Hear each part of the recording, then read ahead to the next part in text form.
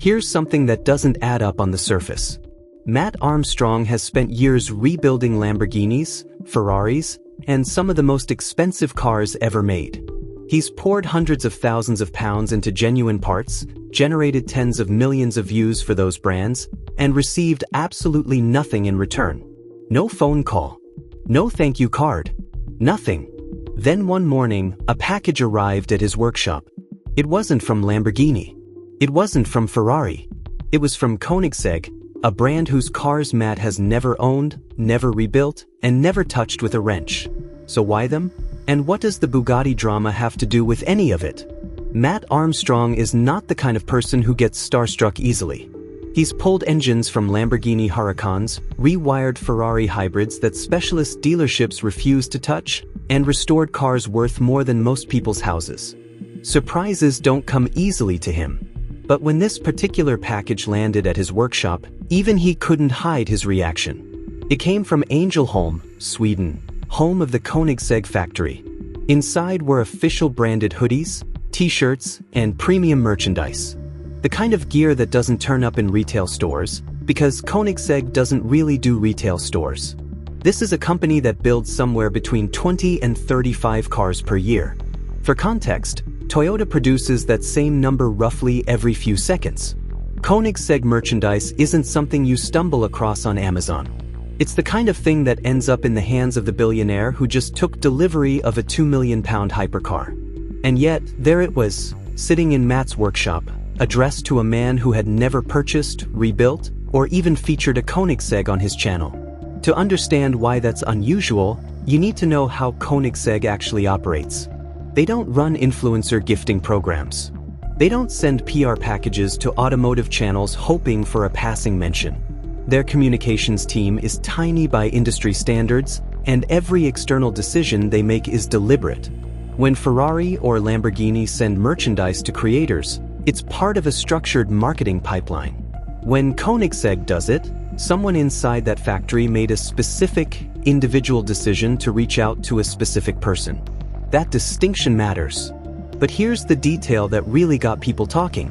Tucked inside the box was a handwritten note. It wasn't a sales pitch or a sponsorship proposal. It told Matt to watch some videos, specific ones. Which means someone at that factory in Sweden had already been watching his. This wasn't a PR intern ticking boxes on a spreadsheet. This was a calculated, intentional reach out from one of the most secretive and selective car manufacturers on Earth. And the timing of it, arriving in the wake of the Bugatti situation, made it land very differently than it might have 6 months earlier. Before we get into why Koenigsegg's move matters, you need to understand the atmosphere Matt was operating in when that package arrived. Bugatti has long operated with a level of exclusivity that borders on hostile. They are famously protective of who can own their cars, who can service them, and who gets anywhere near their engineering. There are well-documented cases of Bugatti exercising what's called a right of first refusal, meaning that if an owner wants to sell their car, Bugatti can step in and effectively block buyers they consider unworthy of the brand. It's the automotive equivalent of a private members club that decides who gets in based on criteria they never fully publish. The drama that unfolded publicly involved a prominent content creator, someone with a massive audience and genuine passion for the car, being pushed out of the picture entirely.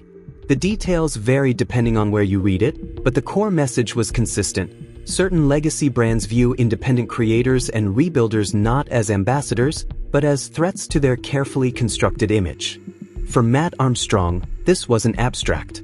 He'd been living a version of this story for years.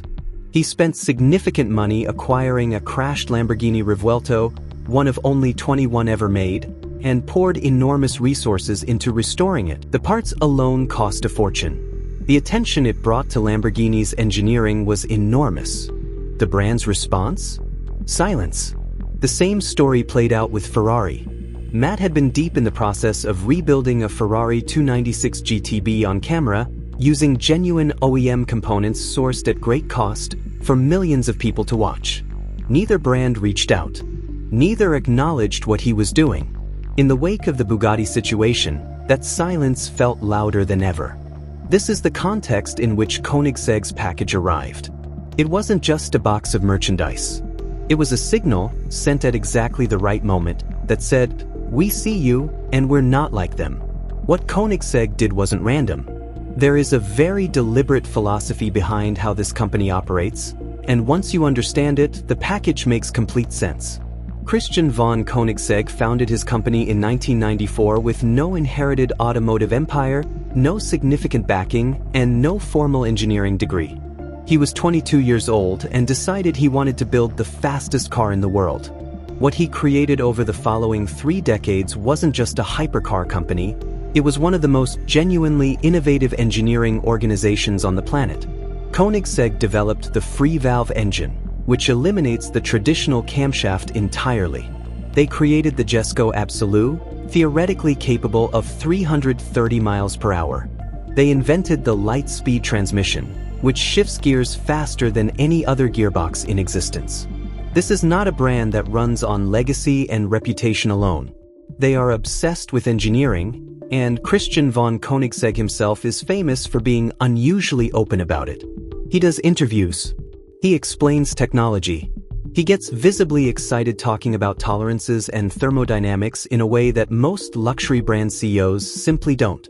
When you apply that lens to Matt Armstrong's channel, the connection becomes obvious.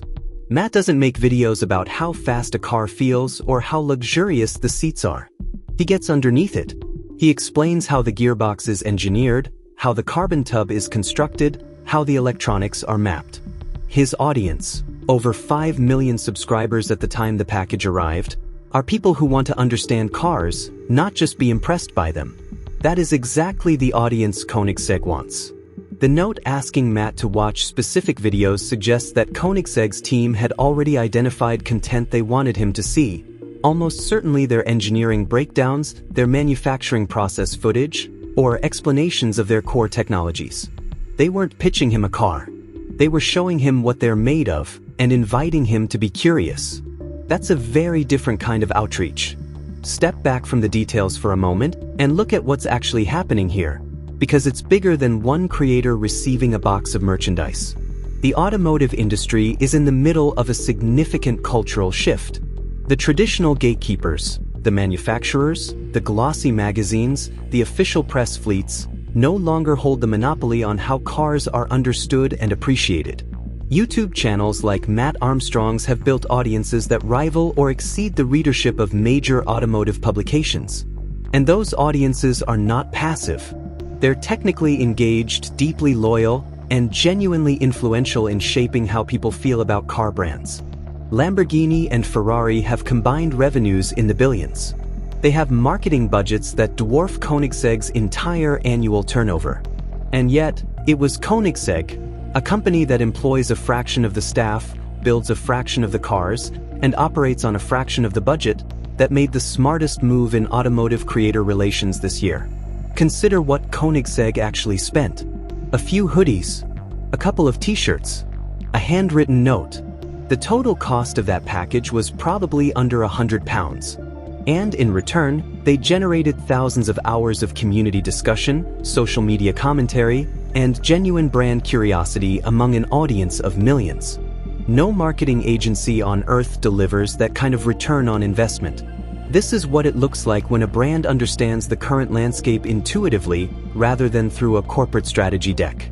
The Italian supercar brands protect mystery. Koenigsegg celebrates transparency. Their own engineers post teardown videos. Christian von Koenigsegg has sat in front of a camera and explained, in granular detail, how their technology works. They are not afraid of being understood. In fact, they actively want it. And that cultural difference, between brands that guard their image and a brand that opens its doors, is exactly why Koenigsegg made the move that Lamborghini and Ferrari never did. Matt Armstrong didn't campaign for recognition. He didn't post about being ignored. He just kept building, kept documenting, kept being genuinely good at what he does. And eventually, the right people noticed. Not the brands he'd spent years working alongside, but someone watching from across the North Sea who recognized what he was doing for what it actually was. The brands you support most aren't always the ones who show up for you. But do exceptional work long enough, and the right ones will find you. Now, a box arrived from Angel Home with a note that said, "Watch these videos." Where that story goes next, nobody knows for certain. But the door is open. And with Koenigsegg, that means something.